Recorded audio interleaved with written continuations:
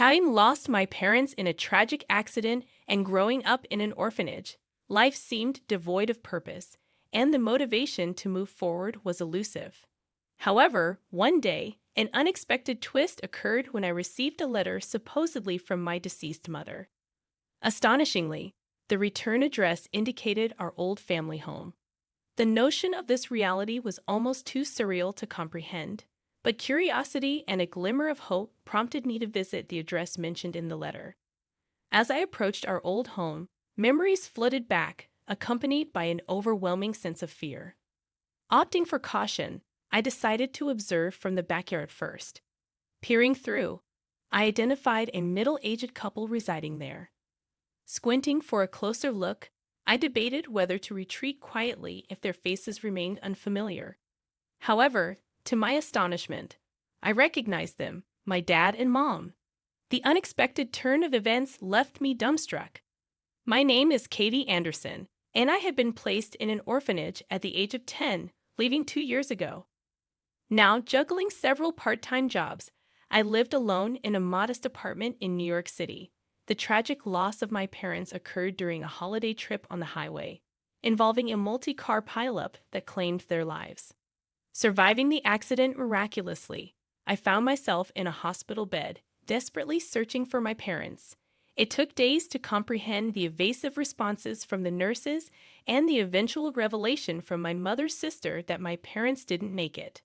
With no family to take me in, I faced the reality of being placed in an orphanage after being discharged from the hospital. Numerous uncertainties filled my mind regarding the fate of the house I once called home and the future of my education. Despite these concerns, a subtle sense of relief emerged when contemplating the prospect of not assimilating into a stranger's family. Following my recovery from the injuries sustained in the accident, instead of returning to my own house, I found myself relocated to an orphanage. During my hospitalization, my mother's sister took charge of my parents' funeral and handled their belongings. She also arranged for my personal items to be sent to the facility. Although we had exchanged letters during my hospital stay, I couldn't shake the feeling of intrusion as strangers rifled through my house. However, being a 10-year-old, there was little I could do, and the unimaginable reality of not returning home began to settle in. Yearning for answers, I grappled with the inability to express my feelings or find someone to inquire from. Life unfolded without my input, and I felt like a mere bystander carried along by the currents of fate. Upon transitioning to the orphanage, periodic letters from my mother's sister arrived, inquiring about my well-being and if I needed anything. Initially, I responded, but as time passed, I ran out of things to say, and gradually I ceased replying. My mother's sister, someone I had never met while my parents were alive, seemed like a stranger. Being cared for by someone who felt distant meant little to me, and our correspondence became a burdensome routine. Perhaps sensing my detachment, the letters from my mother's sister dwindled over the years. By the time I was ready to leave the orphanage, I had nearly forgotten about the letters, and our once distant relationship had become even more estranged.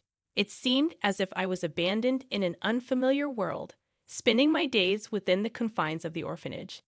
During my hospitalization, the funeral proceeded without me, and I found myself at the facility without ever returning home. Consequently, no matter how much time passed, the surreal nature of it all refused to dissipate. The persistent question lingered in my mind: why am I here? This sense of alienation I felt during my formative years evolved into a profound loneliness as I grew older. With nothing left, I struggled to find purpose or motivation. Graduating high school and leaving the facility to enter the workforce only deepened my isolation. I couldn't fit in with my colleagues, and the differences in the work environment prompted me to quit almost immediately. Subsequently, I hopped from one job to another, always feeling out of place, and none of the positions endured. The time it took to secure a new job increased, and my limited savings rapidly dwindled. Barely scraping by with day labor jobs, I often contemplated the meaning of living in such profound loneliness. The idea of leaving my apartment and living on the streets crossed my mind multiple times, but I always hesitated, knowing that such a decision would devastate my parents if they were aware. One exhausting day in the monotony of my routine, I received a call notifying me that a letter addressed to me had arrived at the orphanage where I once resided. Out of guilt for my quick job changes, I had been avoiding any association with the facility and planned to have them discard the letter without reading it. However, the moment I learned who sent it, I felt a shock akin to being hit with a hammer. Astoundingly, the letter was from my mother, whom I believed had died in an accident when I was 10. Overwhelmed by conflicting emotions, I immediately headed to the facility to retrieve the letter. My mind was in turmoil since that unexpected call, as the fact of my parents' supposed demise at the age of 10 remained an unchangeable truth. Despite my efforts to ground myself and face reality, the impossible hope that there might be a mistake with the letter persisted against my better judgment. If my mother was truly alive, why had she left me in the facility all these years? What was her purpose in sending a letter now, after such a prolonged absence? As the train rocked me on my way to the facility, these questions plagued my mind, but I couldn't find any satisfactory answers or sort out my emotions until the very end. Joy, doubt, anger, and sadness swirled in my head, creating a chaotic mix of emotions. By the time I arrived at the facility after an hour-long journey, my mind was blank from overthinking. I muttered to myself, trying to reassure and prepare myself for whatever lay ahead. When I collected the letter from the office, I stared intently at the familiar handwriting on the envelope, confirming it was indeed my late mother's. With trepidation, I opened the envelope to find 3 letters adorned with illustrations of a character I cherished at the age of 10. The first letter, addressed to Katie on her 20th birthday, unfolded with the soft, somewhat curly handwriting of my mother, evoking aching nostalgia and welling tears. The letters overflowed with memories from my birth until age 10, along with my mother's hopes and imaginings of how I might grow in the next decade. It was unmistakably her. Trying not to get the letters wet from my tears, I looked up at the ceiling repeatedly, but the tears continued to flow, staining the paper. After reading the letters, I thanked the facility staff and promptly left, my mind still in turmoil and not in a state to talk to anyone. On the train home, I reread the letters multiple times, desperately seeking clarity. Eventually, I concluded that these letters were written before the accident. I remembered writing a letter to my mother on my 10th birthday, expressing my appreciation. It seemed she had combined her recollections of that day with her hopes for the next decade. The question remained, who sent it? The first person I thought of was my mother's sister, but the return address was our old home, not her own. Considering our lack of contact, it seemed unlikely she would send the letter in my mother's name. I drew a blank on who else it could be. Despite the confusion, the motherly warmth in the letter brought both happiness and uncertainty. Exhausted from pondering, I stashed the letter in a drawer, attempting to resume my usual life. However, the existence of the letter continued to nag at me as the days passed. Contemplating throwing it away, I couldn't bring myself to do it. Instead, I considered meeting the mysterious sender, as I didn't have much to lose. Perhaps, just maybe, they could provide assistance in my life. Unbeknownst to me, a hidden hope lingered that this letter might hold something to change my current circumstances. On a bus headed to a familiar address, I gazed absent-mindedly at a townscape that looked nothing like my memories. The changes were drastic. Fields and woods replaced by a shopping mall and houses. The station had a new bus loop and a chic cafe, making it an unfamiliar world. Upon reaching the address, I turned a street corner and was greeted by a residential area that had barely changed from 10 years ago. The sight instantly pulled me out of the colorless, hazy world and transported me back to the vibrant world from a decade ago. It was the town I used to live in, and further down the road was our family home. Without realizing it, I found myself running toward the house, filled with a peculiar sense of relief, like a school kid returning home or a long-lost child. At the end of my mad dash stood my beloved home, just as I remembered it. Indeed, the letter had been sent from this very place. However, when I reached the front of the house, I found myself unable to muster the courage to ring the doorbell. The fear of the unknown, not knowing what would happen next, held me back more than the desire to learn the truth. Contemplating my next move, I decided to discreetly scout out the backyard first. Feeling slightly uncomfortable, like a thief, I peeked into the garden. On the balcony, I observed a middle-aged couple preparing to sunbathe. The man appeared to be in a wheelchair. To ascertain if I knew them, I continued to discreetly observe, amidst their soft-spoken conversation. For a brief moment, the couple looked in my direction.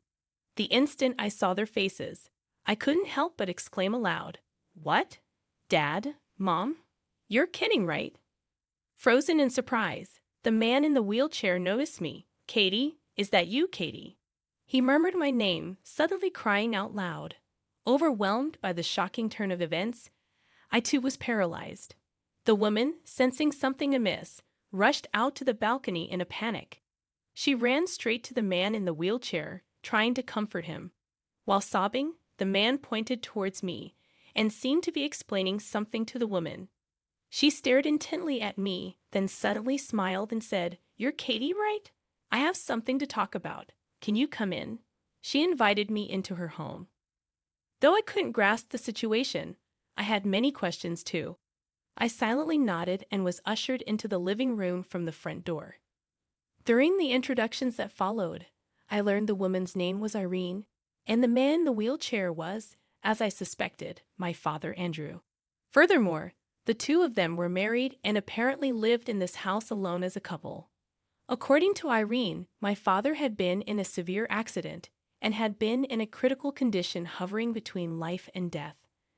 I was told I should have been informed about this when I was 10, but I didn't remember it at all. When I told Irene this, she asked, "How was it explained to you?" I replied that my mother's sister had told me he was in a desperate condition with no hope of survival. But on reflection, it seemed I only heard that my mother had passed away. Irene helped me reconcile my memories with the truth for hours on end. As a result, I realized I'd made a massive misunderstanding.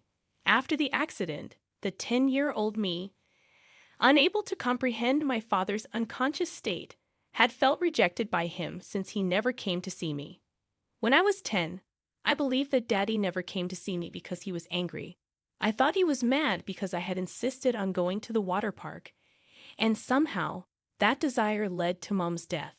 This belief, fueled by my own sense of guilt, transformed into the memory that both my parents had died in the accident. Irene tried to console me, suggesting that young Katie found it less painful to believe that both parents had passed away than to think her father hated her. While I appreciated Irene's attempt to comfort me, a question lingered. One I feared to ask but knew I would regret forever if I didn't. Taking a deep breath, I asked Irene why my father didn't come to get me. Irene exchanged glances with my father, and without saying anything, he nodded. Irene began to explain the situation at the time. Andrew, my father, regained consciousness more than half a year after the accident, coinciding with the time I was discharged from the hospital. It took him several more months to fully grasp the situation. Irene explained the difficulty of waking up feeling like he had just slept one night, only to realize half a year had passed. Additionally, post-accident complications left him with disabilities affecting his memory, speech, and body. The doctors had told him that returning to his original life was impossible. Initially, my mother's sister, believing his recovery was hopeless, proceeded with plans to place me in a care facility as scheduled. When I came to, nothing was left, and I painfully realized the length and importance of the time I'd lost while I was out. According to Irene, after being discharged, my father went directly to the disability facility where she worked. There were times he wanted to see me but couldn't articulate it. Simultaneously, he began to mentally grasp the death of my mother, Sophia. For a while, Andrew was deeply depressed and even had to be admitted to a psychiatric hospital. My father, having lost everything, had once sought meaning in life amidst despair, much like me. Irene's consistent support and understanding became apparent in the narrative. She faced his unstable emotional state with patience, using handmade cards and whiteboards to communicate with him. Irene even provided massages daily to prevent muscle stiffening and helped him practice conversing. My father, Andrew, once remarked to Irene, "I see traces of Sophia in you." I thought Sophia would be saddened by my pitiful state, which made me feel like I had to pull myself together. This sentiment was a testament to how important Irene had become to him. Hearing this story, I felt incredibly comforted, realizing my father hadn't disliked or forgotten about me. On the contrary, he cared about me so much that it drove him to mental illness. Even after returning from the psychiatric facility, my father's emotional state remained unstable.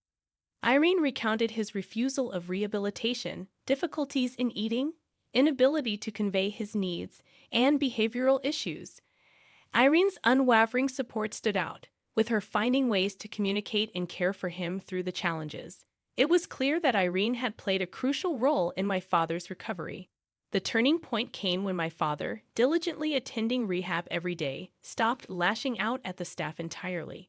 Initially, he wouldn't even try to get out of bed, but eventually, he voluntarily participated in exercises, and his condition improved significantly.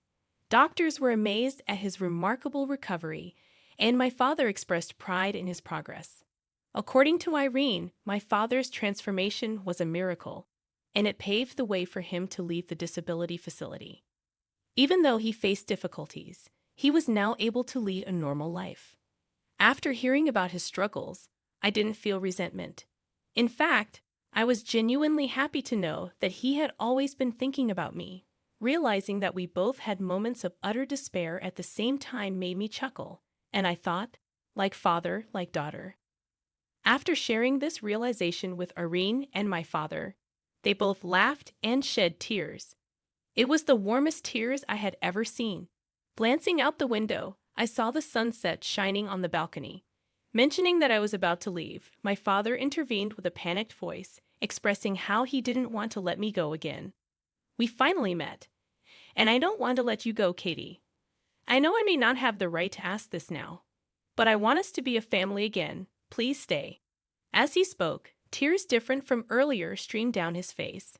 Touched by his sincerity, I felt a mysterious warmth, as if the cold loneliness in my heart was slowly melting away. Despite my genuine happiness at my father's invitation, I couldn't shake the fear of potentially ruining the happiness he currently had with Irene. I stood there frozen, torn between wanting to decline the offer and the desire to continue living with my father. In that moment, Irene intervened with a sudden question. "Hey, Katie, do you think you'd reject me if I was your mom?" Startled by the unexpected question, I stared deep into Irene's eyes. She smiled tenderly, as if she could see straight into my conflicted heart. Her generous care and attention were so much like my real mother that it felt as if my real mother was pushing me forward. With the courage found in that moment, I replied, "If you'll have me, I'd love to be a part of this family." Shouting my answer, my father's face lit up with joy, almost toppling over from his wheelchair with excitement. Seeing him like that, I laughed heartily for the first time in a decade. Finally, I felt I had found a place where I belonged in the world. Half a year has passed since then. I'm now fervently preparing to pursue my dream of becoming a flight attendant, with plans to have the interview next year. Before coming back here, I lacked motivation and had given up thinking about my dreams and my future. However, after reuniting with my father, my mother's letter guided me once more. The last line of the letter read, "What are you up to now? Did you become the flight attendant you always dreamed of? No matter what the future holds, know that your mom is cheering you on." With my mother's loving words in my heart, I decided to chase after my dreams and look forward to spending peaceful days with my father and Irene.